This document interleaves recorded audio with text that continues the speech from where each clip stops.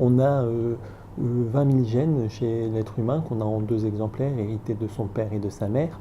Et les gènes permettent le fonctionnement du corps humain. C'est donc un code de fonctionnement. Si dans le code il y a une erreur dans le texte, ce qui équivaut à une faute d'orthographe, on parle de mutation.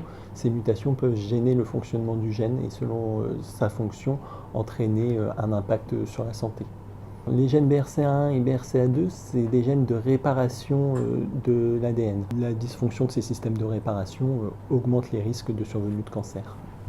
BRCA1 et BRCA2, on est plutôt sur des risques, on va parler de risques cumulés, donc sur toute la vie, qui vont avoisiner à peu près 70%.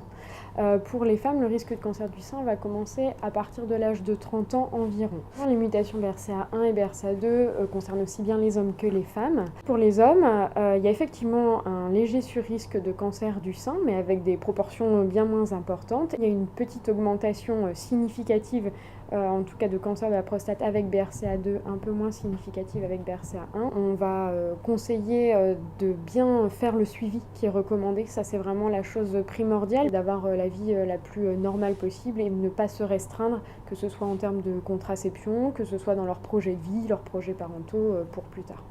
J'ai tendance à expliquer qu'il s'agit plutôt d'une chance de pouvoir avoir connaissance de cette mutation, parce qu'on va mettre en place la surveillance nécessaire. Et puis, on est quand même dans une démarche médicale, en tout cas dans un avenir médical qui semble plutôt prometteur.